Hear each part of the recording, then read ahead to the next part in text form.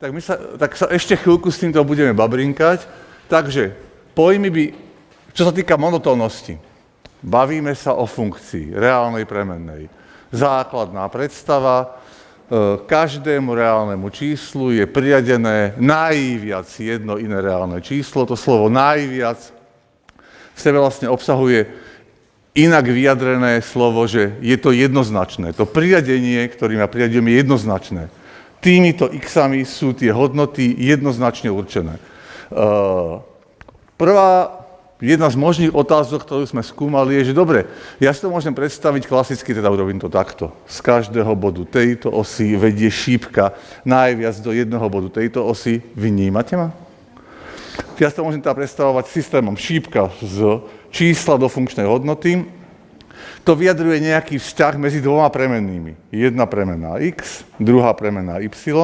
A ja sa teraz pýtam, keby som chcel ten vzťah akoby obrátiť, že teraz sa pýtam, ako závisí premenná x od premennej y. Tak graficky je zrejmé, že ja iba tie šípky zmením na opačné. Toto vyjadrenie je jasné.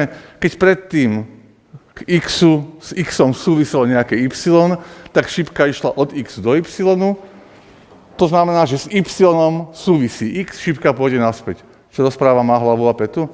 A chcem, aby ten opačný vzťah sa dal opísať tiež ako jednoznačný, aby mal nárok na označenie funkcia. O tom sme sa tu už minule rozprávali? Pozor, za vami kývu rafinovane, že áno. A že to nevadí. Čiže tam sme prišli na to, že ak ten opačný vzťah má byť tiež funkciou, tak musí platiť heslo, že tu z rôznych bodov musia šípky, ak vychádzajú, končiť v rôznych bodoch, čo v reči tej pôvodnej funkcie, teraz som povedal sprostosť. Tu z jedného bodu môže vychádzať najviac jedna šípka, čo v reči tej pôvodnej funkcie, skúste kývať hlavami, ak vám to jasné, v tej reči tej pôvodnej funkcie znamenalo, že v tomto bode končí najviac jedna šípka, to znamená, že tu z rôznych bodov tej dolnej šípky musia končiť v rôznych bodoch. Z toho sme dospeli k dvom súvisiacim pojmom. To je prostá funkcia. Tá pôvodná funkcia, odtiaľto sem, sa nazývala prostá, keď mala práve túto vlastnosť. Napísali sme, nenapísali? Tu. Napísali a s ňou súvisela definícia inverznej funkcie. Tá funkcia, ktorá, keď priradenie x-u pridať y bolo prosté, tak potom opačné priradenie y pridať x sa nazývalo inverzné k tomu pôvodnému. To je predstavené? A teraz sme išli na monotónnosti. Mali sme, keby sme boli rozumní, vypáliť 4 definície, rastúci, klesajúci, nerastúci, neklesajúci. Povedali, nepovedali? Hovoríme, že funkcia je rastúca. Teraz to výnimočne najprv vypálim, pretože si myslím, že ste to mali na strednej škole.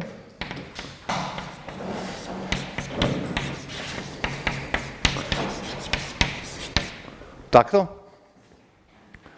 Myšlienka je, že ak zväčším argument, nezávislej premene sa niekedy hovorí argument, ak zväčším argument, zväčší sa mi aj funkčná hodnota. Klesajúca bude to isté rozprávanie, čo sa kde zmení? Tu na konci bude, že oni sú opačne usporiadané ako tie argumenty. Ak sú argumenty nejak, tak funkčné hodnoty sú naopak. A teraz idú dva pojmy, na ktorých si treba dávať pozor, lebo väčšinou to slovíčko, ten úvod ne, znamená, že popieram nejakú vlastnosť. Prázdny, neprázdny. Neprázdna množina je taká, ktorá nie je prázdna. Sedí? Tak pozor, toto je slovanská, dokonca myslím slovenská a česká špecialita. Tuto vzniklo ako označenie, ktoré nevzniká popieraním. Neklesajúci neznamená, že nie je klesajúci. Neklesajúci je špeciálna vlastnosť, ktorú vyjadruje tu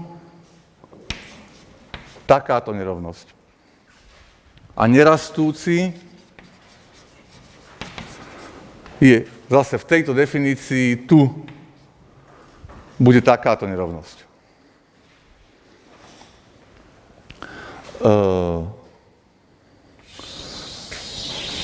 Pomôcť nám môže geometrická interpretácia, u týchto prvých dvoch pomerne jasná. To, že funkcia je rastúca, sa dá interpretovať geometricky tak, že akékoľvek dva body na grafe tej funkcie zoberiem, ak samozrejme mám štandardne urobenú súradnicovú sústavu, tak tie dva body musia byť v tejto polohe. Ten, čo je vpravo, je vyššie. Čo som povedal, má hlavu a petu? Akékoľvek dva body zoberiete, musia byť v tejto polohe. Klesajúca znamená, akékoľvek dva body zoberiete, musia byť v tejto polohe. A teraz si vy rozmýšľate, že dobre, ako by som opísal neklesajúcu.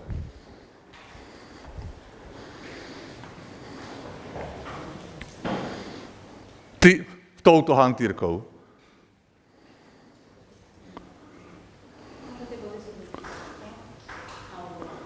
Čiže každé dva body sú buď v tejto, alebo v tejto polohe. Prosím vás, chcel by som ešte zdôrazniť, samozrejme verím, že nikto z vás túto chybu neurobí, ale ona sa vyskytuje. Keď ja poviem, že ľubovoľné dva body na grafe sú takto, alebo takto, tak som nepovedal, že ľubovoľné dva body sú takto, alebo ľubovoľné dva body sú takto. Je jasný rozdiel medzi týmito dvoma vyjadreniami? Ja som upozorňoval som na toto, že keď ja poviem, že pre všetky x a platí nejaká vlastnosť b alebo c, tak to nie je to isté, ako by povedať, že pre všetky x a platí vlastnosť b alebo pre všetky x a platí vlastnosť c. Toto je jasno? Lebo to je chyba, ktorú občas človek nechtiac urobí. Keď ja poviem, že v tejto krabičke všetky guličky sú modré alebo zelené, tak som nepovedal, že všetky sú modré alebo všetky sú zelené. Povedal som to, že keď ktorúkoľvek vyťahnem, tak zistím, že je modrá alebo že je zelená. Dáva zmysel? Dobre. No a teraz niekoľko zákerných otázok. Dojde funkcia, teraz si všimnite, ako ja hýrim kriedou, pretože graf tej funkcie bude takto vzrušujúci. Je to funkcia? A ja sa pýtam, je rastúca? Už sme to riešili, alebo neriešili? Takže každý vie, že je. Každý vie, že je klesajúca. Že je nerastúca, neklesajúca, modrá, zelená, ako chcete skoro. Dobre, ak máme toto vyriešené, na budúce im musíte presnejšie povedať, čo som už robil. Ja nemám čas a vy tu spokojne, že joj, rozprávaj si, starý ujo. Čas tak pekne plynie. No, bavili sme sa o grafoch inverzných funkcií a o otáčaní. A teraz sa už pýtam vážne. Ak mi odpoviete niečo, čo sa zistí, že bolo nesprávne, tak náhodne vyberám 5 ľudí a verejne ich oplujem. Je to jasné? Tak. Čiže dojde nejaká funkcia f, ktorá mi povie, že ja som prostá. Teraz ideme zabíjať dve muchy jednou ranou, pretože vy ste sa už na strednej škole stretli s problémom, že goniometrické funkcie, napríklad sinus x, nie sú prosté. Keby ste mali starú Blažkovú presviečať, že toto nie je prostá funkcia. Y rovná sa sinus x. Chcete ju presvedčiť, že nie je prostá. Prečo nie je prostá?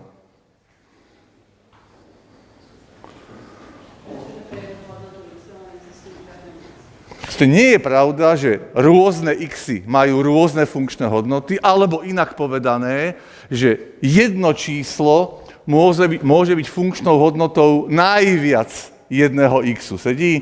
Inak si prosím vás všimte, že tá formulácia, že 1y prislúcha najviac jednomu x, to je iba naopak prečítaná tá veta, že inverzná existuje. Sedí? Lebo v tom inverznom tomuto y prislúcha najviac jedno x. Sedí? A teraz, ako sa to geometricky konštruuje? No, ako vyzerá graf funkcie? Bodík leží na grafe funkcie, znamená, že to je dvojica, ktorá hovorí, že tejto hodnote x prislúcha táto hodnota y. To je geometrické znázornenie. Čiže keď ja sa spýtam, že táto hodnota y komu všetkému prislúcha, tak sa vlastne pýtam, že koľko bodov na grafe tej funkcie je v tejto výške. Sedí? Lebo to znamená, že má tu funkciu, tak si vidím, že to, čo povedala slečná kolegyňa. No veľakrát to pretne. Čiže nie je pravda, že by Každé y bolo funkčnou hodnotou najviac, takže nie je prostá. Strávené? Lenže vy ste často v situácii, že máte riešiť úlohu, že poznám sinus nejakého uhla a pýtam sa, koľko je ten uhol. Sedí? No tých uhlov ja samozrejme vidím, že je veľa. Keď toto je ten sinus, tak tých uhlov je veľa, ale ja by som to rád predsa len mal vyriešené nejak v reči funkcii, aspoň časť tej odpovede. Čiže sa pýtam, vieme nejak v reči funkcii aspoň jeden z nich opísať? No návrh je ľahký. No to vlastne znamená, že máš zobrať čo najväčšiu prostú časť toho sinusu. Sedí?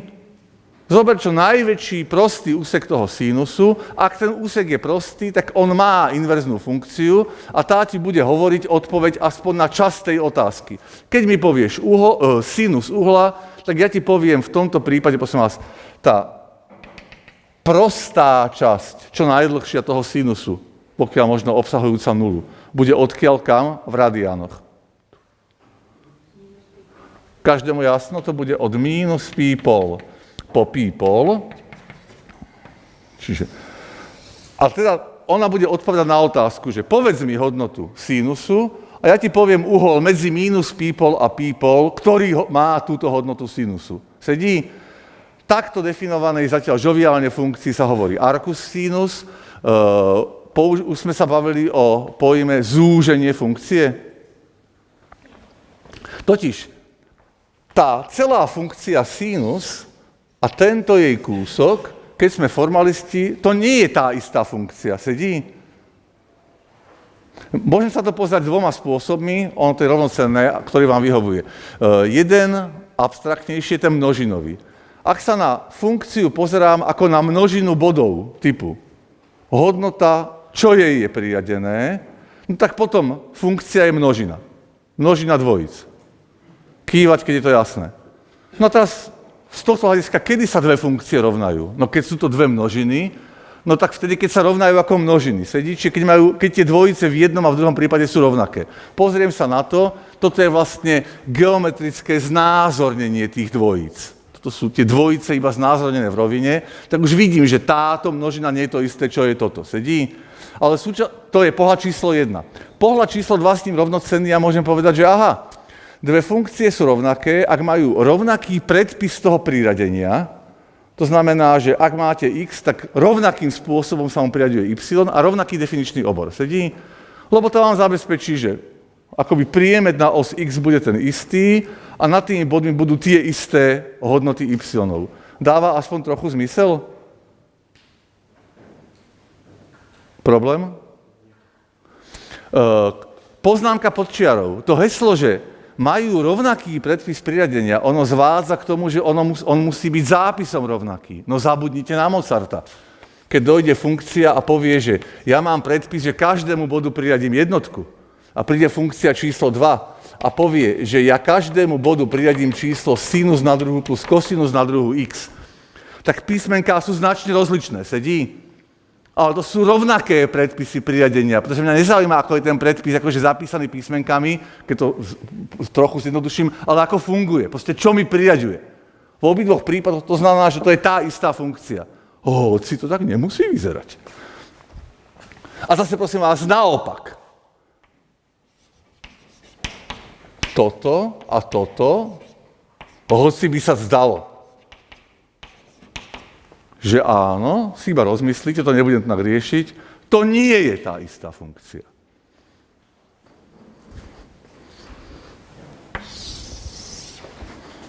Tak.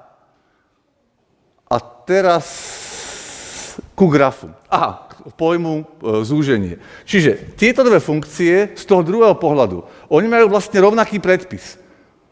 Každému xu priraďuješ sinus x, ale majú rôzny definičný obor. Sedí?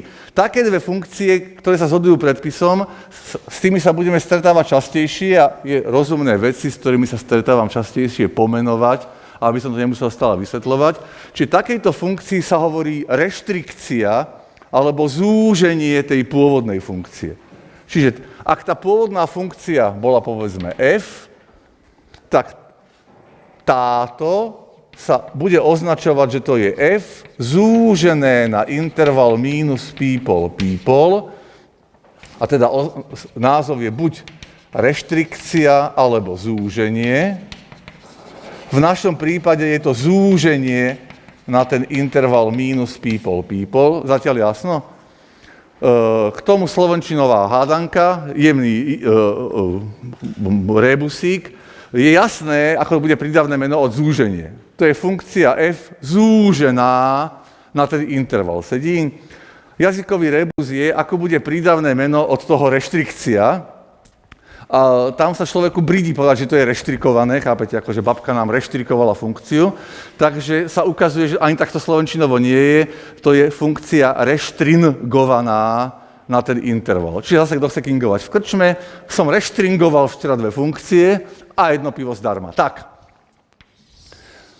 Tým pádom k tomuto, a teraz môžem napísať takýto strašne formalistický zápis, že poďme sa pozrieť, či to viete prečítať.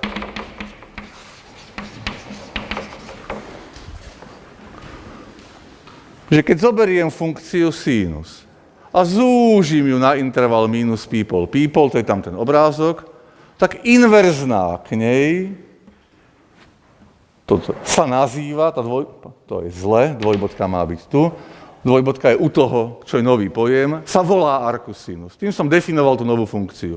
Funkcia, ktorá sa bude volať arcus sinus, je táto hrôza. Buch. Zatlačte si oči naspäť, nie je to nič strašné. Vieme to prečítať? Dobre, dávame si pravidelné priebežné hlasovanie, 1 až 5. Teraz by to nemalo byť nič strašné, ale obávam sa výsledkov. Arcus sinus je definovaný ako inverzná funkcia k zúženiu funkcie sinus na interval minus people. Graficky povedané, zo sinusu zober iba ten kus na intervale minus people.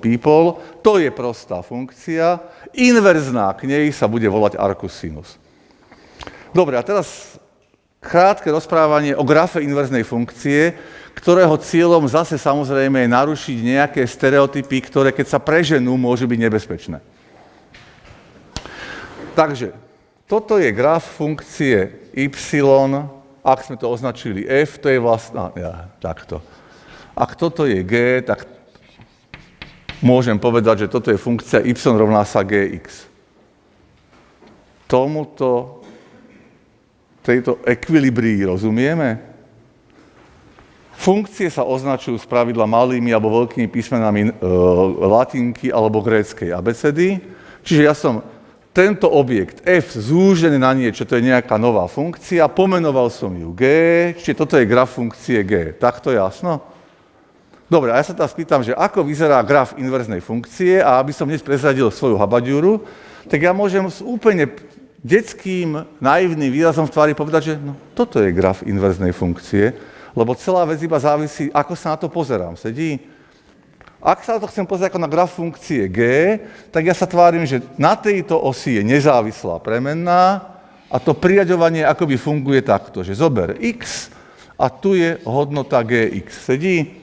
Lebo presne tá istá čiara mi zachycuje aj inverznú funkciu, len si musím uvedomiť, že v tom okamihu tu je nezávislá premenná a ja teda zoberiem hodnotu y a tej mi tá funkcia priradí nejakú hodnotu g na minus prvú y. Dáva zmysel? Chcem tým iba upozorniť na to, že to je zvykové právo, že spravidla je zvykom, že funkcie sa kreslia tým spôsobom, ich grafy teda, že táto os, vodorovná, tá zaprvé, že ich kreslíme v pravouhlej súradnicovej sústave spravidla, že vodorovná os je os nezávisle premennej a zvislá os je os závisle premennej a ešte k tomu všimnite si tam je dohôd a že jedna ide zľava doprava a druhá ide z dola hore, lebo čokoľvek z toho, že môžete porušiť, keď potrebujete. Čiže toto je akoby zvyková poloha, ale opakujem, na túto čiaru, keď ja poviem, že mám súradnicovú sústavu O, Y, X, to je tá čiara predstavuje aj inverznú funkciu. Dobre, ale teda, keď sme už všetko pokazili, tak sa vráťme späť k tým zvykovým polohám. Ale dojde vaša staršia teta, ktorú si vážite a povie, že ale ja som zvyknutá grafy funkcií vidieť v tej zvykovej polohe. Mne sa to tak lepšie pozerá. Ako by si musela teta, upozorňujem, že bude musieť levitovať. Čiže keď jej povieme, že na tento graf sa má pozrieť tak, aby ho videla tak, ako je ona zvyknutá. Prosím vás, ako je teta zvyknutá? Že nezávislá premenná je tak, ako jej oči a ide zľava doprava. Áno? Zľava doprava. A závislá premenná je od nôh smerom k hlave. Dáva zmysel? Pýtame sa, akú levitáciu a výslednú polohu musí vykonať teta, aby tento graf videla tak, ako je zvyknutá. Otázka je jasná? Baviť sa, rozmyslieť si.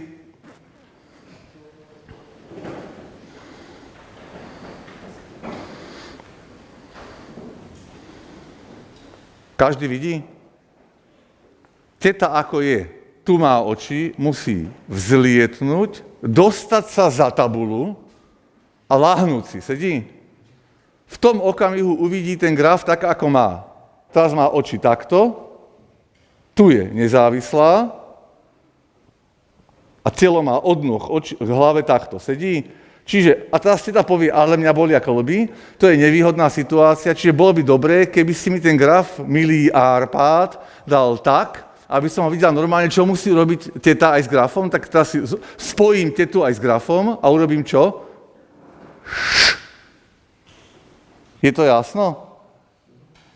Dobre. Pre tých, ktorí sa to... Prosím vás, toto nebudem rozvíjať. To je to heslo o tej súmernosti. U toho hesla upozorňujem, že heslo zase naučené, aj nás ho naučili na strednej škole, že graf inverznej funkcie je súmerný s grafom pôvodnej funkcie podľa osy y rovná sa x. Má drobné problémy, keď sa tam niečo nepovie. No v karteziánskej súradnicovej sústave. Inak vám tá súmernosť skrachuje. Vy potrebujete, aby ste mali rovnaké jednotky dĺžky a aby to bolo na seba kolme sedí. Čiže až v takejto je tá predstava bez toho, no ako dostanem, prosím vás, ten graf tej inverznej funkcie? Nože túto os budem znázorňovať tu a túto os budem znázorňovať tu. Sedí? Čiže akoby vy iba vzájomne vymeníte. Keď predtým na grafe tej funkcie ležal nejaký bod x, y, tak na grafe tej inverznej leží aký bod? Ak to chce mať v správnom poradí, v tom dohodnutom. No na tej leží bod YX, to je celá veda, sedí? A to je ten zmysel toho pretočenia. Dobre, ale toto sa nám bude občas hodiť. Že ja sa na tú istú čiaru môžem pozrieť ako na graf jednej aj druhej funkcie, že to závisí iba od toho, kde ja si predstavujem, že sa vyskytuje nezávislá premena. Koniec príhovorov, už máme inverznú, rastúce, klesajúce. Ohraničenosť sme mali, nemali? Vážte to, čo mi poviete.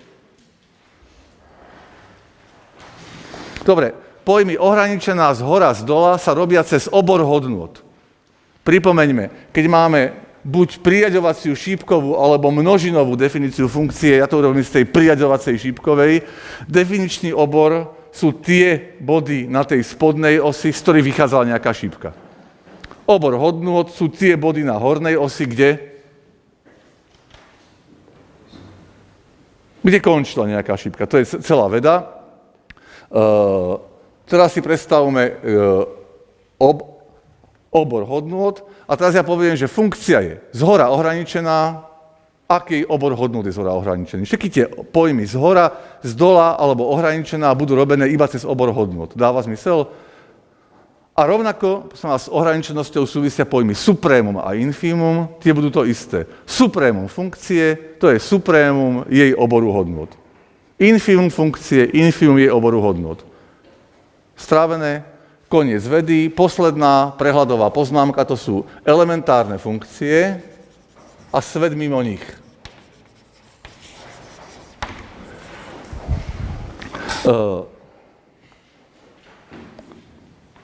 Funkcie, tá vaša predstava funkcií zo strednej školy by mala byť prirodzene spojená práve s pojmom elementárna funkcia.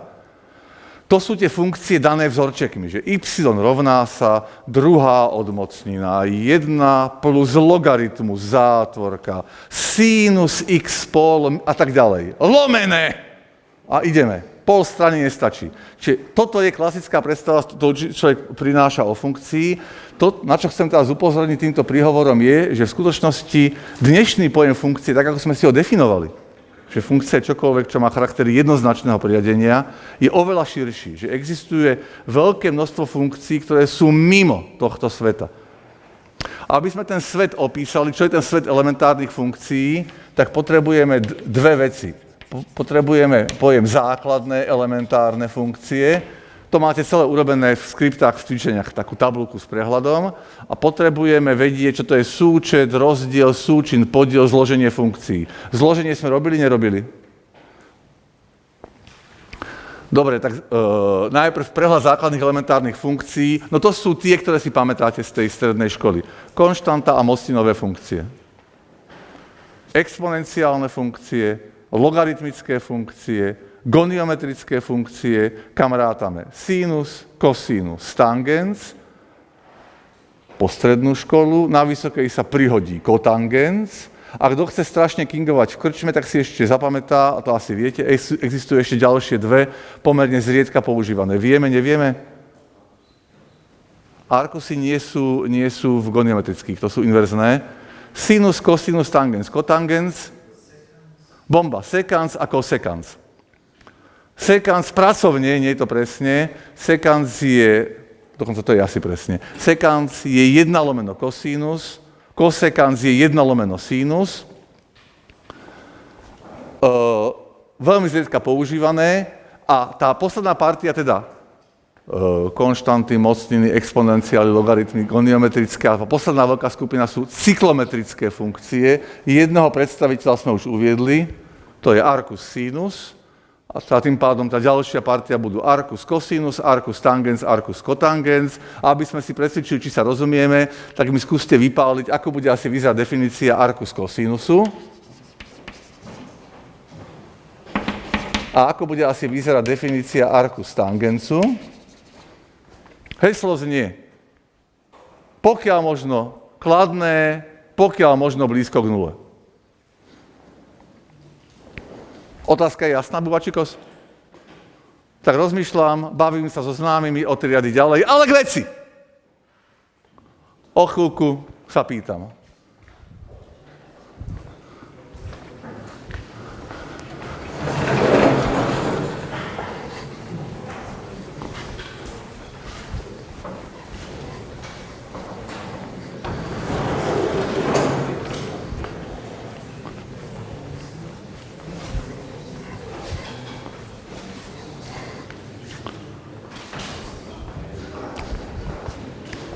Dobre, ak chceme robiť arcus cosinus, heslo je, pracovný návod je ten istý ako práve zotretý. Zober z kosinusu, ktorý je nechutný, lebo nie je prostý, čo najväčší úsek, ktorý je prostý a teraz heslá boli. Pokiaľ možno kladné, pokiaľ možno blízko nule. Tak ktorý úsek mi to úplne presne spĺňa? Od 0 až po pi. Sedíte, zoberiem funkciu kosinus, ale nie celú, zoberiem iba jej kus od 0 až po pi a k tomu inverzná funkcia sa bude volať arcus cosinus. Sedí? Arcus tangens. Ktorý úsek sa mi bude zdať ako optimálny? Otvorený. Sedí? Dobre, a teraz iba jedno upozornenie, za ktoré neručím, akože napriek tomu, že to nahrávajú, tak ja sa s nimi dohodnem, že to sa vystrihne, ja to popriem kedykoľvek.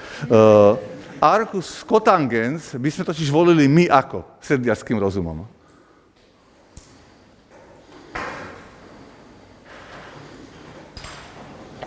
Na to si musím predstaviť, ako vyzerá cotangens. A keď si to predstavíte, zistíte, že vám sa zdá prirodzené zvoliť to od 0 po pi. Tak to my aj budeme robiť, že arcus cotangens je inverzná k zúženiu cotangensu na interval 0 až pi. Ale keď človek skúsi počítať v niektorých štandardných computer algebra systémoch, tak s prekvapením zistí, že oni majú arcus cotangens definovaný inak. Že oni majú arcus cotangens ako inverznú funkciu. Cotangens, prosím vás, vyzerá takto.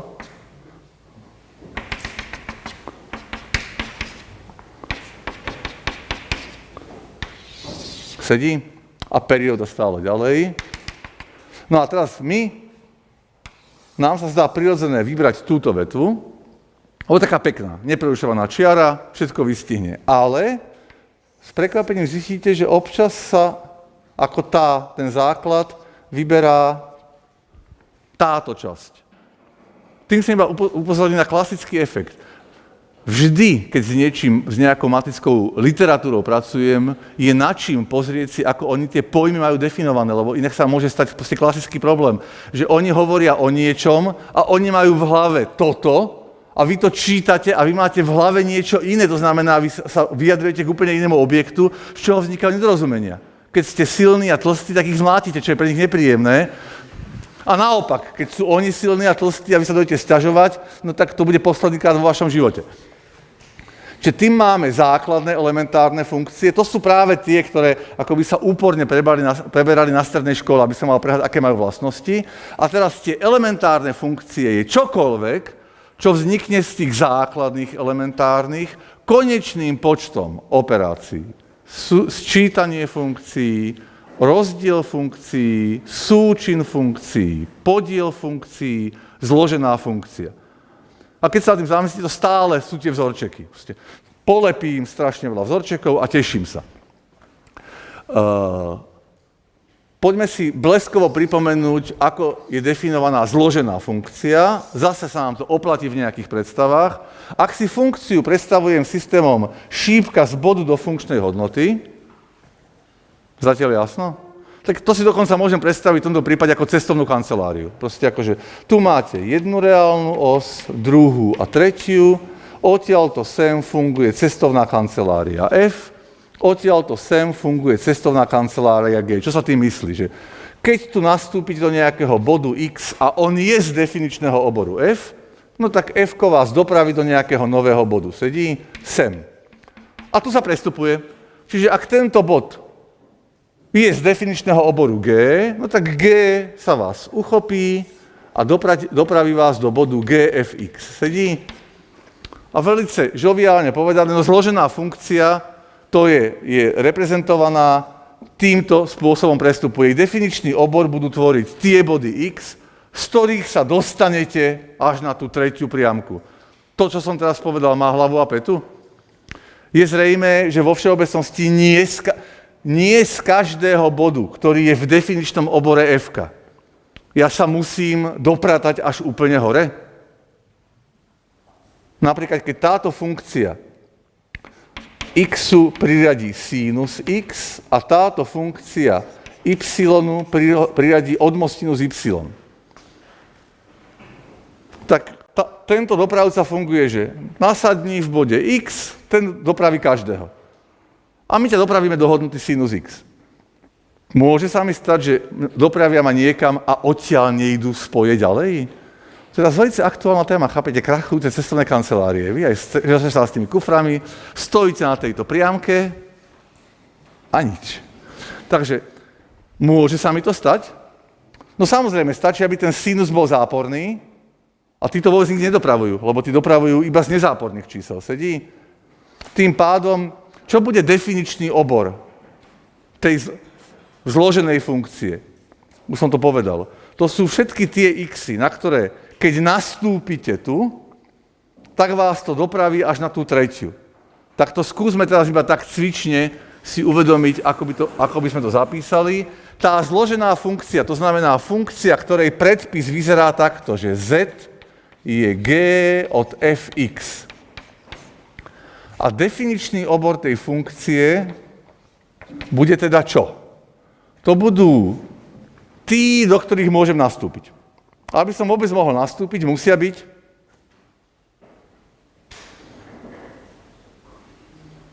aby som na tejto štartovacej priamke mohol nastúpiť, tak to x musí byť aké?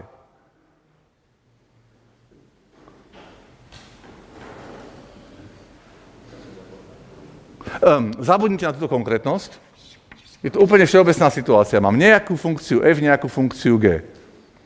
Ak chcem odtiaľto cestovať na túto priamku, tak to, kde nastupujem, musí mať aký vzťah ku komu. Musí patriť do akej množiny. Ja sa si pýtam strašne blbo. Ja vás nepočujem. Neviem, aký má definičný obor funkcia f. No, aha. Tak ešte raz. Celá situácia. Mám nejakú funkciu f. Ona má nejaký predpis, ktorý mi nepovedal, lebo to je tajné, nejaký definičný obor, ktorý je tiež v zapečatenej obálke, ale existujú. Sedí? Mám nejakú funkciu g s rovnakými tajnými vlastnosťami, ale proste ona má nejaký predpis, nejaký definičný obor. Sedí? Pre ktoré xy platí, že ich funkcia f dopraví z tejto priamky na túto? Ak sú z jej definičného oboru. Sedí? Pre ktoré bodíky odtiaľ to platí, že ich G dopravuje ďalej? No to sú tie, ktoré sú z definičného oboru G strávené. A teraz máme v tejto reči definičných oborov opísať všetky tie bodíky na tej najnižšej priamke, z ktorých sa dostaneme na tú najvyššiu, tým zloženým cestovaním.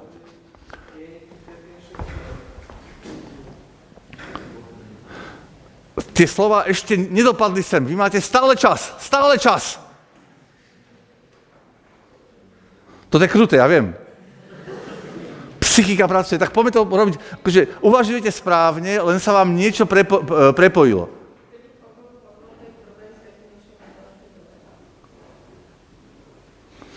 Kde bude ležať definičný obor tej zloženej funkcie? Akože na ktorej z tých troch priamok sa bude vyznačovať? Na spodnej, strednej alebo najvyššej? Odkiaľ kam dopravuje tá zložená funkcia? Odkiaľ kam funguje tá zložená funkcia? Medzi prvou a treťou? Medzi druhou a treťou? Prvou a druhou? Už viacej neviem. Prvou a treťou sedí. Čiže na ktorej sa bude vyznačovať jej definičný obor? Na prvej. Tak poďme na to. Čiže tým pádom ja musím opisovať niekoho na tej prvej. Dvojici, ktorú velice si váženo pracuje a navrhuje, začína dochádzať po tomto výklade, že kde? Lebo obidva si sa v niečom pomýlili. A tá chyba má rovnaký menovateľ. Už áno, alebo ešte nie? Ako uvidíte, vy ste zmiešali prvú s druhou a vy ste vyznačovali všetko na druhej. Ale my sme sa práve dohodli, že ak chcem hovoriť niečo o definičnom obore, musím sa baviť o tej najspodnejšej. Sedí? Čiže mám opísať tie body ležiace na tej najspodnejšej, z ktorých sa týmto spôsobom dopravím až hore. Takže najprv musím si zabezpečiť, že ma bude dopravovať f-ko. To mi zabezpečuje kto? Že x bude z definičného oboru tej funkcie f. Sedí? Ak je z definičného oboru funkcie f, dostane sa sem. A teraz čo od neho chcem? Aby to pokračovalo, to znamená, od koho, čo teraz žiadam. Čiže to sú tie x z definičného oboru f, pre ktoré platí, že ich funkčná hodnota je z definičného oboru g. Sedí? Dobre, teraz už je jasno, to je výborná chyba, radosť z takej chyby, lebo nás niečo naučí. Dobre, či tým máme vymyslený pojem zložená funkcia. Všimte si, ako ho vlastne robíme v tej všeobecnosti. Sú dané dve funkcie, f a g. A my povieme, zloženou funkciou z nich sa nazýva funkcia s takýmto predpisom a s takýmto definičným oborom. Sedí? Dobre, ak vy všetci kývete hlavou, jak kývací Budha, že je to všetko jasno, tak ideme na to. Každý z vás si vymyslí, ešte značenie. Prosím vás, tu som iba napísal predpis, ale väčšinou predtým som tú funkciu označoval nejakým znakom. Tak funkcia, ktorá je zložená z f a g, takto, ako som napísal, sa u nás v tejto miestnosti na analýze bude značiť týmto znakom. Čo vás upozorňujem, že s tým je problém, pretože čo miestnosť na analýze, to iné značenie, čo iný odbor, to iné značenie. Napríklad algebraici pomerne často s rozumným zdôvodením povedia, že pozrite sa, najprv sa použije f, až potom sa použije g. Tak každý inteligent, kto nie je debil, to značí predsa takto, sedí. A my napriek týmto nabádavým slovám algebraikov To proste značíme takto v tejto miestnosti. Som nás dôvod je jediný. Aby sa za to dal pripísať ten argument. Všimnite si, že keď za to pripíšem argument, tak ho mám v správnom poradí, to je všetko. A je to zase ďalšia z vecí klasických. Dajte si pozor, čo ten symbol v knižke, ktorú vy budete čítať, respektíve ju použiť ako podložku pod stolček, znamená, aby ste tie veci čítali správne. Sedí? Dobre, keď sme toto nakričali, tak ideme. Mám dané funkcie f a g, každá má svoj predpis a definičný obor a chcem definovať funkciu, ktorá sa bude označovať takto, že to je ich súčet. A skúste mi opísať ten nový objekt presne touto rečou, že táto funkcia je funkcia, ktorá má takýto predpis a takýto definičný obor. Je jasné, čo od vás chcem? Rozmýšľať, baviť sa, o chvíľku niekoho náhodne vyvolám, keď to nevie, useknem pravú ruku.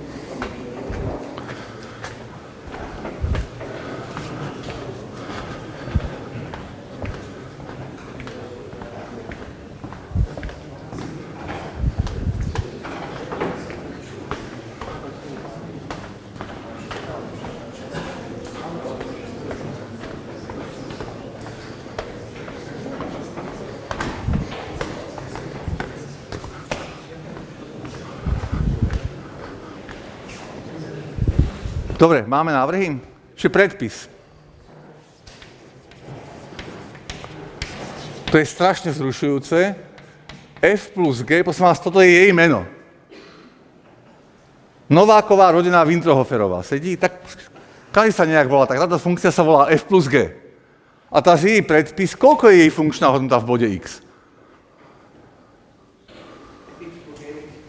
Je fx plus gx, tým som definoval, že ako to funguje. Väčšinou, to je tá formalizmus, pretože to každý vidí, ale napriek tomu tá povedzme dobre, a jej definičný obor je kto?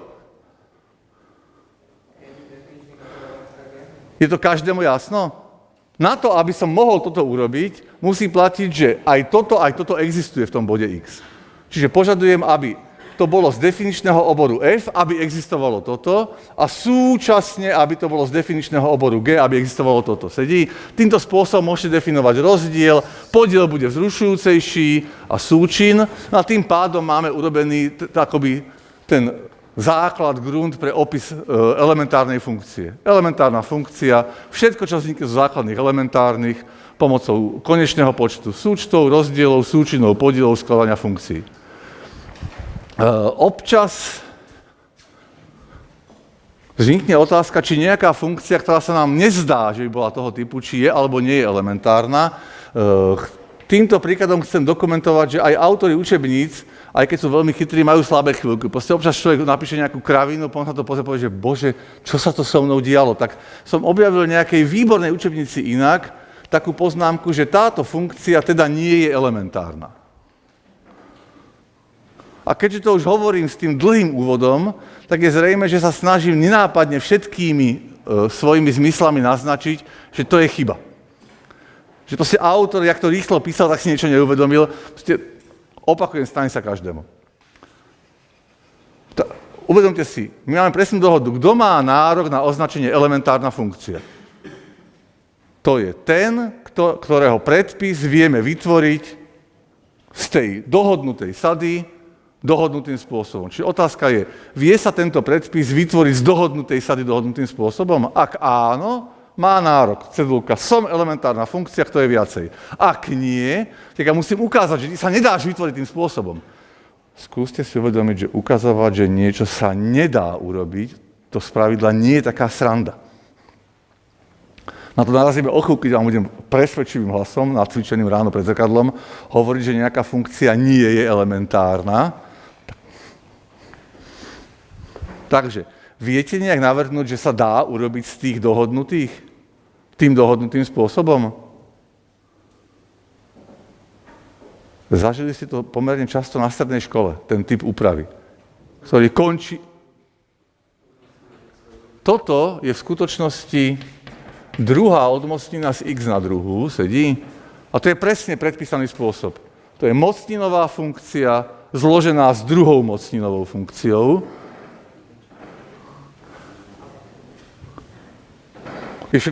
Nie je to až tak zle, ako som sa bával, v poriadku?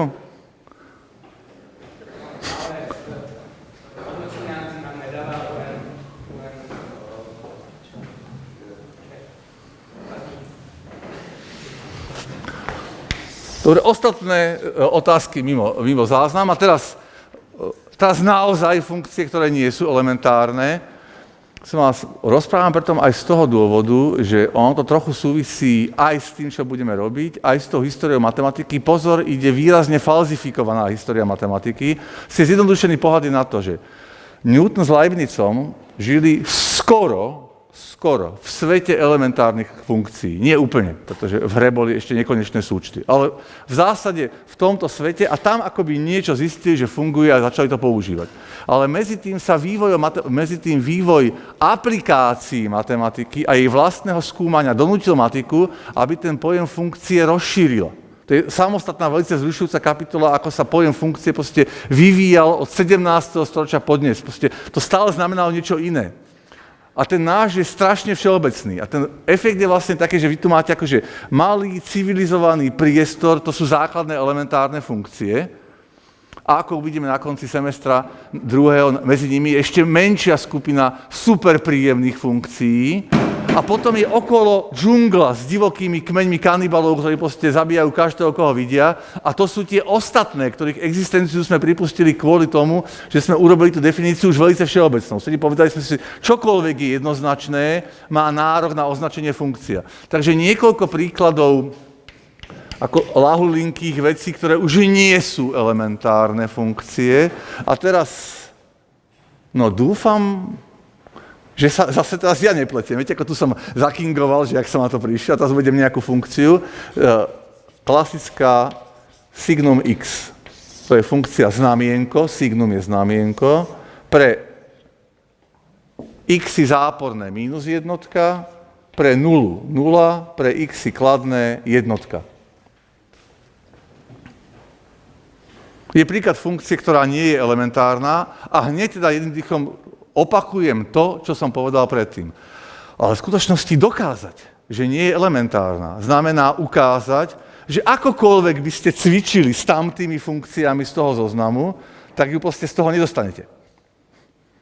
A to v tomto okamihu nie je vôbec ľahké. V skutočnosti tá cesta je taká, že najprv sa dokáže strašne veľa vlastností, bude sa uvažovať o funkciách. Ukáže sa dôležitá vec, že všetky elementárne funkcie majú vlastnosť, ktorej sa hovorí spojitosť. A keď sa to ukáže, tak v tom okamihu sa povie, že dobre, táto ju nemá. To je ten spôsob toho dokazovania. Čiže ja nebudem ukazovať, že ona sa nedá nejak... Ja iba poviem, že dobre, ja viem ukázať, chvíľku to trvá, že všetky elementárne funkcie majú nejakú špeciálnu vlastnosť a ona ju nemá. Tak nie je elementárna. Dáva zmysel? Dobre, v priebehu ďalšieho deja sa stretneme ešte s dvoma vzrušujúcejšími funkciami. Prvá z nich. A zase to dostávate, aby ste mohli kingovať v krčme. Dirichletová funkcia, klasické značenie x. Prosím vás, je také písmenko ako P. Všimnite si, ako mám umiestnené na riadku. Tá má predpis 0, ak x je iracionálne, 1, ak x je racionálne.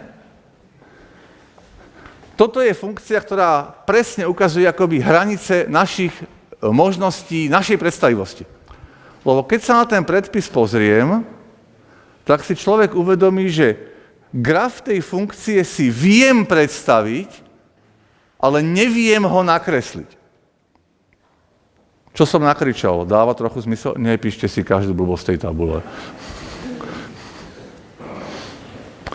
Totiž ja si ten graf samozrejme viem predstaviť. No všade, kde je racionálna hodnota, to bude vo výške 1. Všade, kde je iracionálna, to bude vo výške 0. Či ten graf sú akoby dve prestrielané priamky. Jedna je vo výške 0, ale neobsahuje žiadne racionálne body. A druhá je vo výške 1 a neobsahuje žiadne iracionálne body. Sedí? Ale my už vieme, že racionálne a iracionálne sú do seba šialene zaháčkované. V každom intervale sú racionálni a iracionálni. Z toho tiež vyplýva, že v každom intervale ich je nekonečne veľa. Dáva zmysel? Lebo ten interval môžeme vždy zmenšiť na polovicu, dáme ďalší čas, etc. Má hlavu a petu? No to znamená, že ja si viem ten graf predstaviť, ale nakresliť sa nedá. Dáva zmysel? Dobre, teraz pridáme ďalšiu. S touto sa stretneme zriedka, s touto sa stretneme v letnom semestri. A možno, ak budú vaši cvičiaci chcieť, aby ste skutočne rozmýšľali, tak už v tomto, lebo na sa dávajú krásne záľudné otázky. To je Riemannova funkcia, neviem, či má nejaké grécke písmenko. Strašne pripomína toto. 0, ak x je iracionálne a 1 lomeno s, ak x malo podobu r lomeno s, kde r bolo celé, S bolo prirodzené a R a S boli nesúdeliteľné.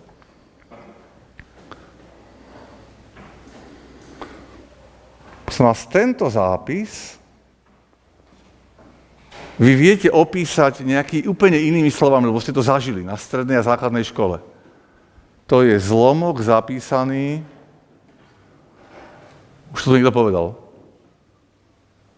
to je zlomok, to R lomeno S s tamtými podmienkami je zlomok zapísaný v základnom tvare. Sedí?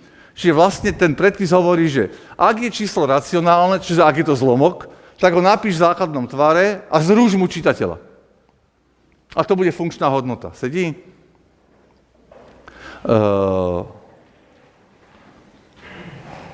Aj túto funkciu si vieme istým spôsobom graficky predstavovať, ale je to iný typ predstavy ako tu.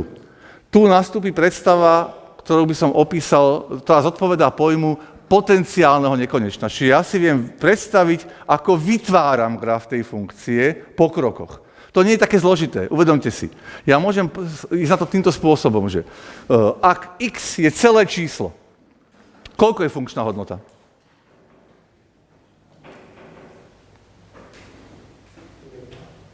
Funkčná hodnota je 1, pretože celé čísla sú typu, ak je to celé číslo minus 7, tak je to minus 7 lomeno 1, to je ten základný tvar.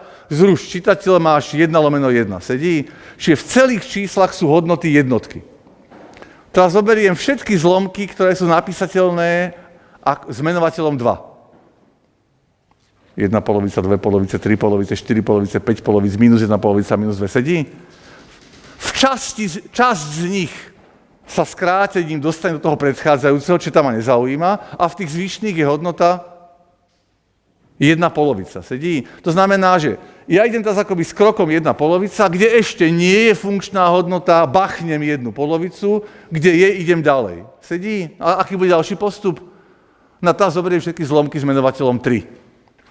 A teraz zase v časti už je funkčná hodnota, napríklad v 6/3 už je dávno funkčná hodnota, a tam, kde nie je, bude hodnota 1/3. Sedí? Čiže ja si takto viem predstaviť, ako vytváram tej graf funkcie. A to slovo potenciálny proste iba znamená, že ja akoby zväčšujem ten počet krokov. Ja neurobím všetky kroky naraz, to si neviem predstaviť.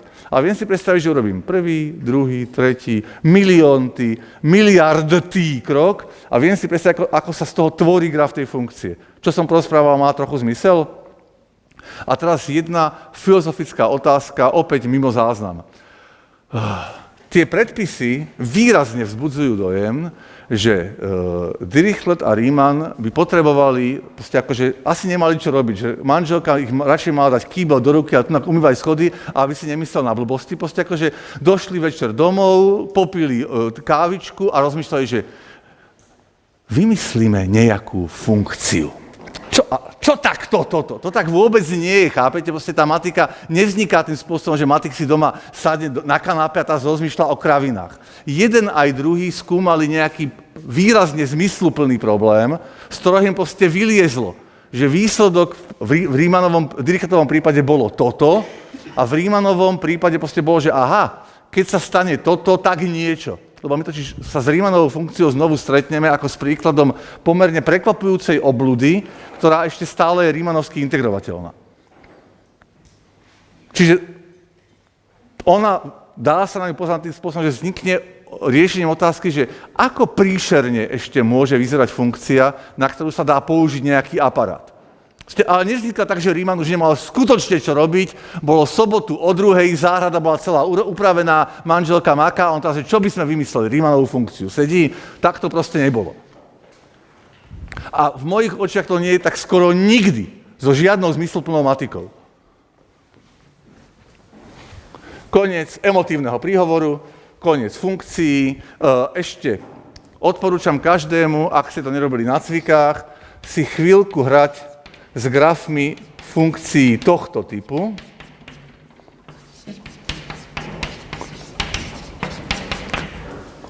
Aby si uvedomil, že prosím vás, toto sú elementárne funkcie.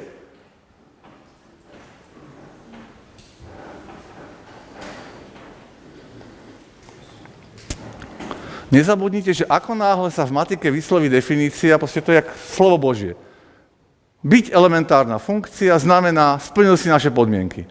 A nie, že ty sa mi nejak nepáčiš, súdruh, ty asi nebudeš elementárna funkcia. Nič také, chápete? Splnil si podmienky, tak si elementárna funkcia. Tak ja sa pýtam, splnili podmienky? No jasné, toto je zložená funkcia z 1/x, to je x na minus prvú, Mostninová a goniometrická. Kto sa odváži jej povedať do tváre, že nie je elementárna? A toto je to isté, a ešte som to násobil Mostinovou. Sedí? Čiže elementárne funkcie jak lusk. Len frk je v tom, že oni majú už graficky trošičku iný priebeh, ako je človek navyknutý čakať od tých elementárnych funkcií. Viete, každý z nás nejaké si, že taká plyn, nie voda, nič také. Bude to trochu napínavejšie. Čas. Dobre. Teraz ja napíšem názov, ale vy si ho nečítajte, lebo vás to bude deprimovať, že aké ťažké a nebudete mi rozmýšľať. Ja si tu niečo napíšem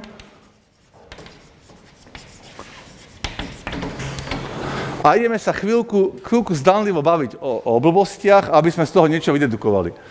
Prvá otázka, o ktorej sa ideme rozprávať, je, ako by sme hľadali hodnotu pi, je náš prvá úloha. Keď viem, že číslo pi, to je vlastne obvod kruhu, nech to už znamená čokoľvek, s priemerom 1. Sedí? Lenže takto teda neviem zmerať presne. Chcem, prosím vás, pi na 87 desatinných miest. Čiže všetky návrhy toho typu, že dosť presne urobím kruh, teraz na to nám takú tú šnúrku naviniem, roztrihnem, rozviniem a zmeriam. Opatrná otázka je, 15. desatinné miesto. Týmto zistíte, ako sedí, takže to nebude dobrý nápad. Takže klasický postup je, to ste asi zažili, no neviem síce merať obvod kruhu, ale viem merať obvod pravidelných n-uholníkov. Čiže moja pracovná myšlienka je, že vpíšem do toho nejaký pravidelný n-uholník a opíšem tomu nejaký pravidelný n-uholník. Zatiaľ predstavené? Zistím obvod jedného, druhého, bo to zvládnem. A teraz, to, čo som dostal, je presne pi? Asi nie. Ale čo očakávam? Že ten obvod vpísaného je trochu menej, ten obvod opísaného je trochu viacej. A teraz, to je nejaký odhad. Viem ja ten odhad nejak spresňovať? Dobre, čiže poďme presne ako Archimedes, robme obvod vpísaného 6, opísaného 6. Archimedes urobí geniálny ťah, že on vie prejsť dvojnásobku. Čiže on povie, keď poznáte toto, tak ja vám viem spočítať 12 uholník, 24 uholník. Zažil niekto tú informáciu, že koľko úholník použil ten Archimedes, kde skončil? 24, 48, 96 a už to nebavilo. Čiže tých 22 sedmín Archimedových, to je z 96 uholníka vpísaného a opísaného. Dobre, čiže tým hneď si to označím, tým som vytvoril nejakú postupnosť a teraz nechajte starého človeka hrať sa, lebo si potrebujeme ujasniť vlastnosti tej postupnosti, lebo nám to pomôže. Tak za prvé, niektoré číslo je zrejmé, že čím som v tej postupnosti ďalej, aspoň intuitívne, tým je to presnejšie. Je niektoré číslo v tej postupnosti presne pi?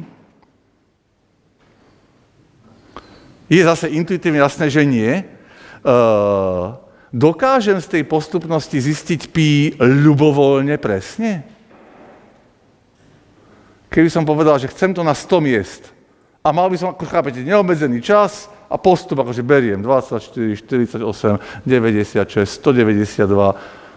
Vedel by som takto sa dohrábať k hodnote pi ľubovoľne. Prosím vás, ľubovoľne presne neznamená, že celú hodnotu pi. To si iba predstavujem, že vám poviem, že chcem to vedieť na prvých 100 miest iste.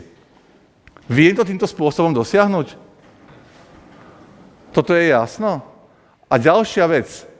Na to, aby som bol schopný nájsť ľubovoľné miesto v tom desatinom rozvoji, stačí mi tá postupnosť?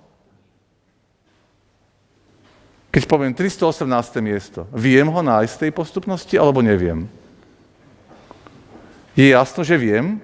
Akékoľvek, keď mi poviete aj miliardé miesto, tak akože potenciálne zrejme, tak kúpiš dosť veľa jedla, zatvoríš sa doma a počítaš, to presne robil ten Ludolf van Keulen, no tak nakoniec na to miliardé miesto, možno, že ty nie, vnukovia, pravnukovia, raz to príde. A právnuk zistí, že vy ste urobili chybu na druhej strane, chápete, a celé špatne. Ale teda v zásade potenciálne je to možné. Dáva zmysel? Na to, aby som poznal celú hodnotu pi, potrebujem celú tú postupnosť. Dáva zmysel? A keby som z tej postupnosti urval 5000 prvých členov a nechal zvyšok, určovala by stále tú hodnotu pi?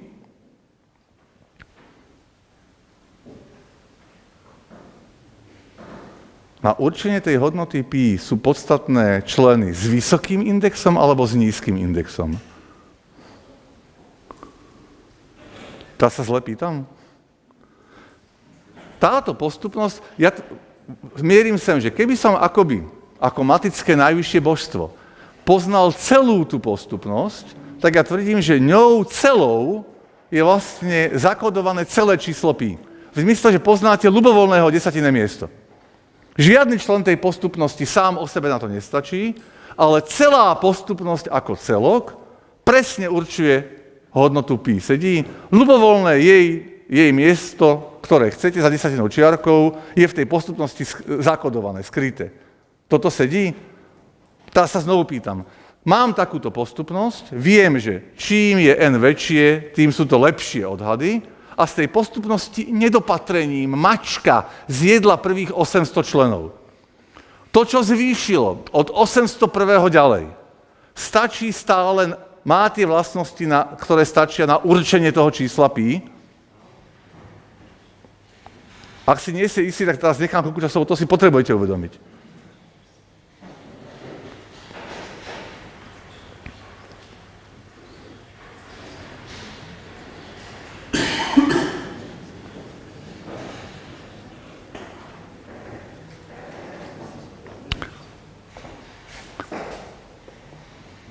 Ja to vidím takto, že keď som predsa strašne ďaleko v tej postupnosti, tak ja sa môžem predstavovať tým spôsobom, že ako idem po tej postupnosti, tak si to predstavte, tu je napísaný celý desatinný zápis toho čísla, čo je tu, ten O6, veľké O6 a tak ďalej.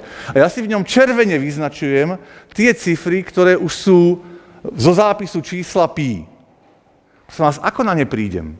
Keď poznáte O6 a veľké O6, tie dve čísla, ako zistíte, ktorá časť z nich už iste je aj v zápise čísla pi?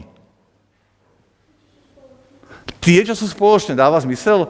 Lebo keď jedno je väčšie a druhé je menšie ako to pi, no tak potom tie cifry, ktoré sú spoločné, už musia byť ciframi aj toho čísla pi. Dáva zmysel?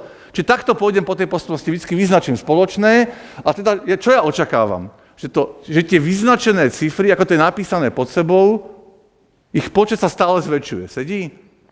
S tým, že rovnako verím, že ten počet dokáže byť ľubovoľne veľký, že keď tej postupnosti budem dosť ďaleko, tak ten počet tých červeno vyznačených bude tak veľký, ako som si povedal. Sedí. A teraz sa znovu pýtam, dobre, a teraz z tejto postupnosti zničím prvých 800.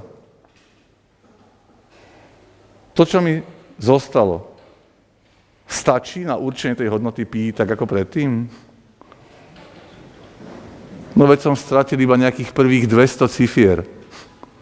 Sedí, ale tie ostatné tam stále sú. Keď ja predsa verím, že ten počet tých známych cifier sa rozširuje, no tak keď ja poznám 800 cifier tu, tak ma netrápi, že som stratil informáciu o prvých 26 predtým. Sedí, tie sú skryté tu. Má trochu hlavu a petu? Kde je pochybnosť, ak ju viete sformulovať?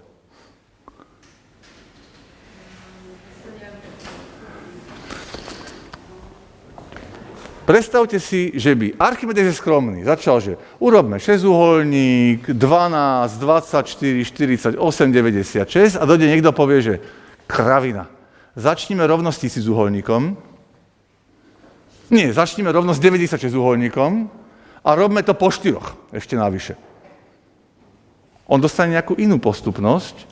To je osekaná, z mojej zobere iba časť, ktorá začína tu a z nej dokonca iba každý druhý. A ja sa pýtam, tá, ktorú zobral ten iný človek, aj on zistí to číslo pi? To znamená, že keď ja v tej mojej, tejto pôvodnej, by som začal kdekoľvek neskoro a opakoval by som ten Archimedov postup, tak aj tak tá nová by rovnako dobre určovala to číslo pi, ako tá moja. Sedí? Čiže podstatné sú akoby veľké hodnoty n. Dáva zmysel? A teraz, keď sme si to všetko porozprávali, tak vlastne my tvrdíme čo? My tvrdíme, že hodnoty členov tej postupnosti sa od toho pi stále menej líšia. To znamená, že to je to, o koľko sa odlišujú, je stále menšie. Dáva zmysel? Vieme to dosiahnuť, aby to bolo také malé, aké si povieme. Ešte stále dáva zmysel. A čím dosahujeme, aby to bolo dosť malé? Že kto musí byť aký? To je blbá otázka, zle sformulovaná. No čím je n väčšie, proste tá naša viera je, že chceš, aby toto bolo menšie ako 1 miliardtina? No, my sme si istí z toho, ako sme to vymysleli, že ak to n bude dosť veľké, tak dosiahneš to, že tento rozdiel bude menší ako 1 miliardtina. Dáva zmysel? Pozor, my v skutočnosti nevieme, ktoré n to je. Iba z tých našich úvah vyplýva, že raz to musí nastať. Sedí, raz musí prísť okamžik, že sa budem líšiť od tej skutočnej hodnoty ako 1 miliardtina. A toto ja u tej postupnosti očakávam pre ľubovoľnú presnosť. Ešte stále dáva zmysel?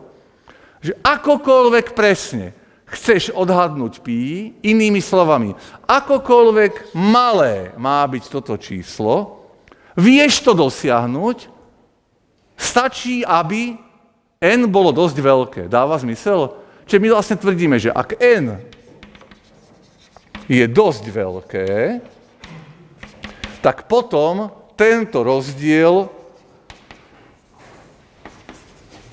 je tak malý, ako si povieme.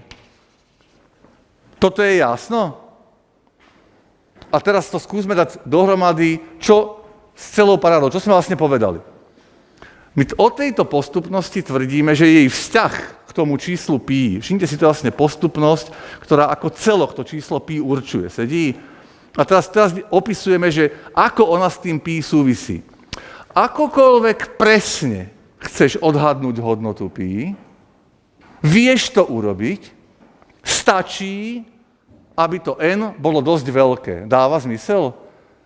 A teraz iba dopíšem tie veci, čiže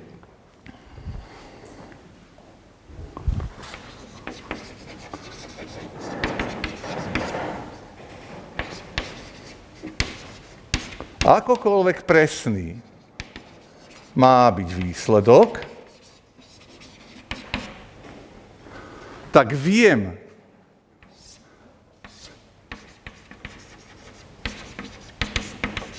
nájsť n tak, aby platilo, že ak je už dosť veľké, tak ten výsledok je tak presný. Teraz som urobil podľa mňa skok, ktorý som nechcel. Je to takto jasno? To naše tvrdenie je, že akokoľvek presný chceš výsledok, je to dosiahnuteľné, ak n bude dosť veľké.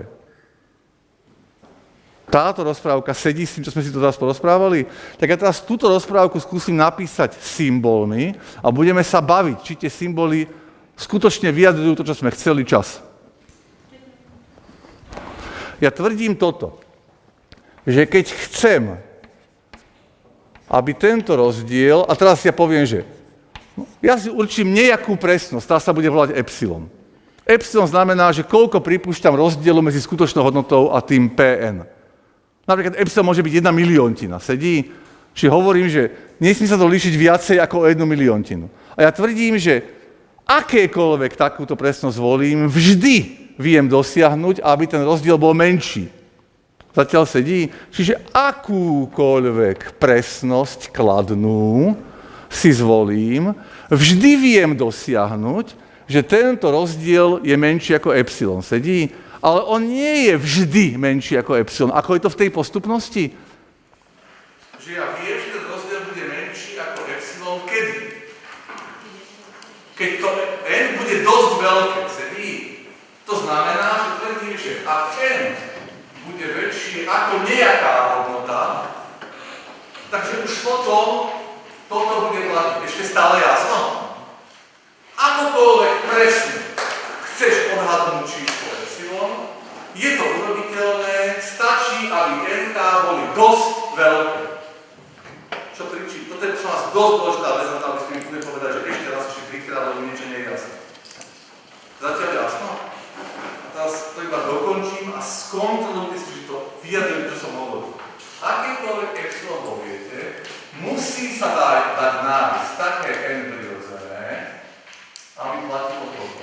Že od neho ďalej už to je, má tú presnosť. A teraz kontrola, či to skutočne vyjadruje to, ako sme si to predstavovali.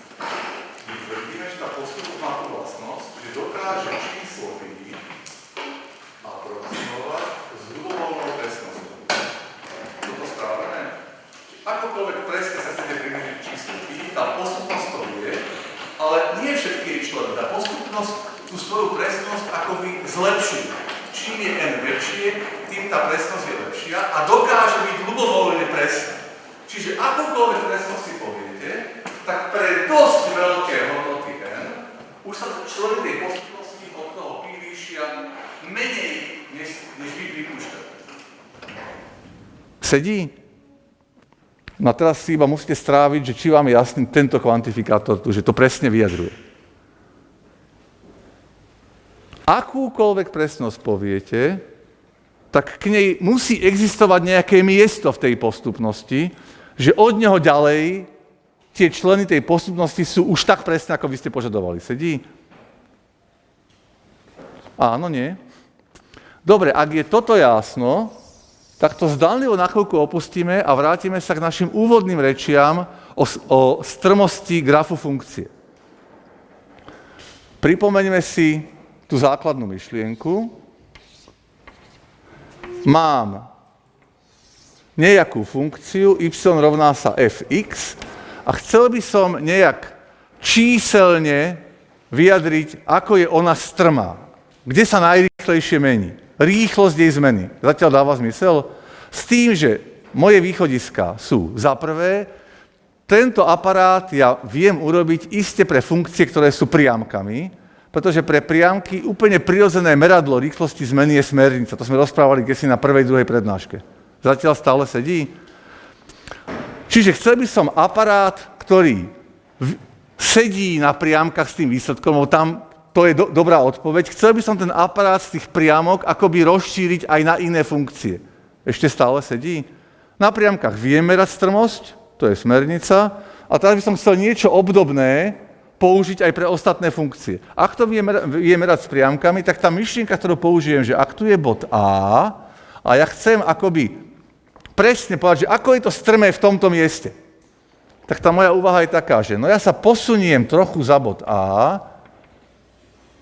ten graf tej funkcie nahradím úsečkou a zmeriam strmosť tej úsečky, lebo to viem zmerať. Sedí? Strmosť tej úsečky, to je jej smernica. Čo kričím, dáva zmysel? Pripomeňme si, že teda, ak to je funkcia f, tak tu je fx, toto bolo fa, čiže táto veľkosť je fx minus fa, táto veľkosť je x minus a keď to je úsečka, tak jej smernica hovorí, ak má úsečka smernicu 3, tak to znamená, že na úseku dĺžky 1 sa hodnota zväčšila o 3. Sedí? Z toho vyplýva, že ak ja chcem zistiť smernicu tejto úsečky, tak musím zistiť, ako sa ona zmenila na úseku dĺžky 1. A mám informáciu, že na úseku dĺžky x minus a sa zmenila o fx minus fa. Toto je iba priama úmernosť, čiže tá smernica bude fx minus fa lomeno x minus a. Prosím vás, teraz to vysvetľujem rýchlejšie než prvýkrát, lebo očakávam, že ste si to už raz rozmysleli. Jasno? Dobre, a teraz frge iba v tom, že no dobre, ale to nie je v skutočnosti presne tá funkcia. To je iba jej náhrada. Tá úsečka sa chová približne tak, ako tá funkcia. Čiže môžem povedať, že dobre, približne, kto si to praje inými slovami v skutočnosti, toto je, že priemerná strmosť na tomto úseku je toto číslo. No to presne skutočne tak vychádza. Ale niekto povie, že no dobre, ale keď ja si zvolím to x trochu bližšie k tomu áčku, tak ja dostanem inú strmosť. Sedí? A keď si niekto zvolí ešte menší úsek, tak dostane ešte inú strmosť. Sedí? Čiže z toho je mi zrejmé, že každá z týchto strmostí je zase iba nejaká približná hodnota. A čo je moja viera? Moja viera je, že existuje nejaké číslo, ktoré vyjadruje tú strmosť. Sedí? A aké má to číslo vzťah k týmto číslom? To je to isté, ako malo to pi vzťah k týmto číslom. Ja predpokladám, že čím kratší úsek zvolím, tým lepšie odhadnem strmosť tej funkcie. Sedí? Čiže očakávam, že strmosti týchto úsečiek sú aproximácie toho čísla, ktoré ja hľadám. Sedí? Čiže ja vlastne to moje očakávanie je, že ak to vôbec má mať nejakú strmosť, tá krivá čiara, je to jasno zatiaľ? Tak potom to číslo, ktoré hľadám, musí mať túto vlastnosť. Čiže čím bližšie zvolíš x k áčku a zistíš si túto strmosť, tým presnejšiu aproximáciu toho čísla dostaneš. Dáva zmysel? Poďme si to urobiť na konkrétnom príklade. Čas a hodnotenie od 1 po 5. Teraz je to ako jasné? Zle je.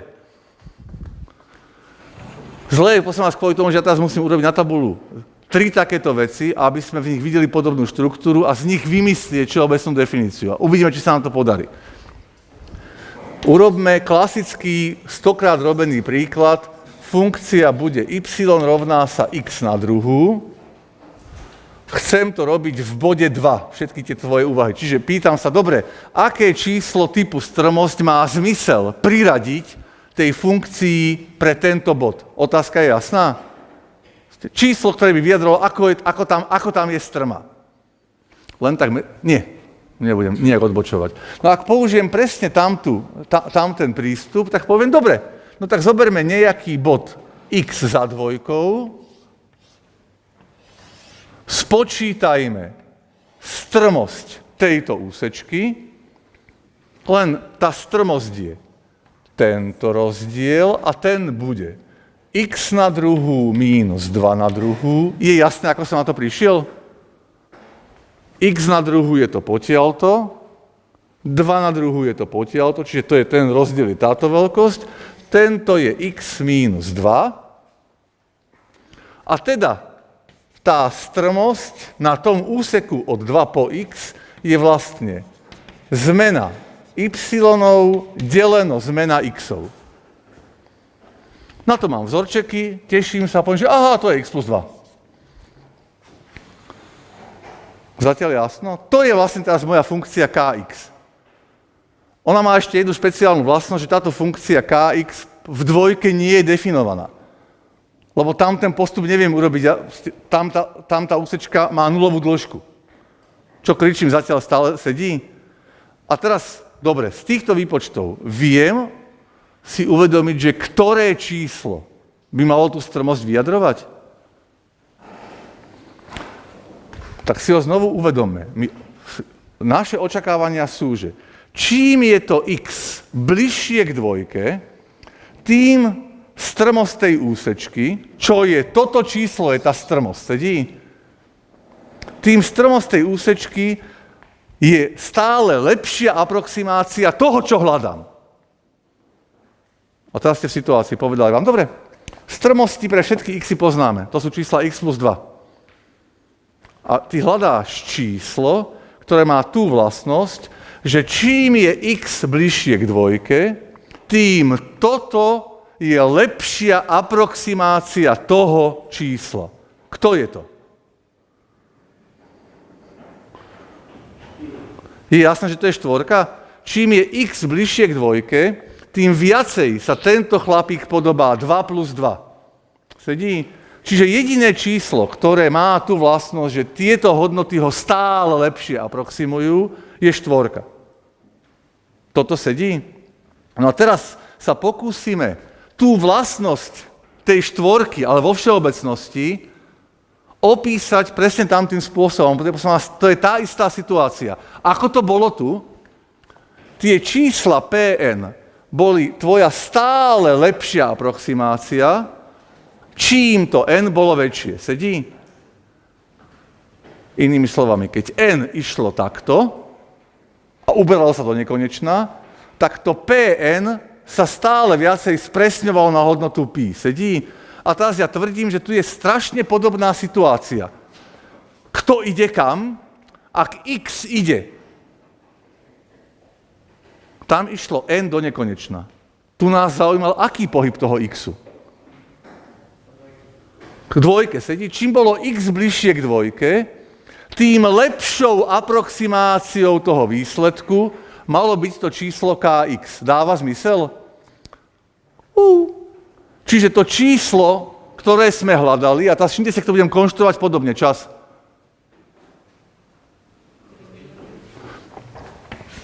Že tá hodnota kx mala byť stále lepšia aproximácia.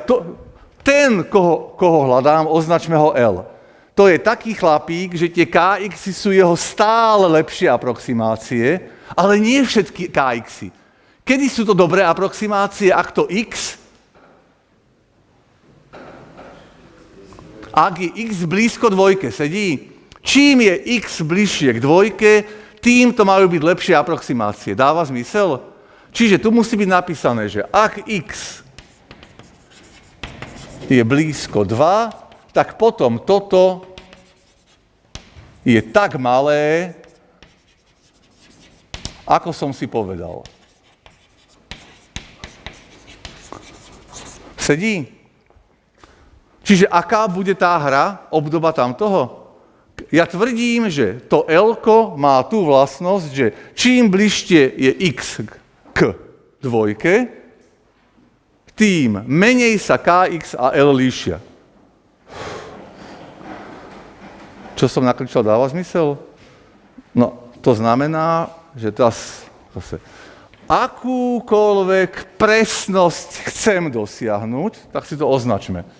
Akúkoľvek presnosť epsilon chcem dosiahnuť, Dá sa to, stačí, aby x bolo dosť blízko k dvojke. Sedí?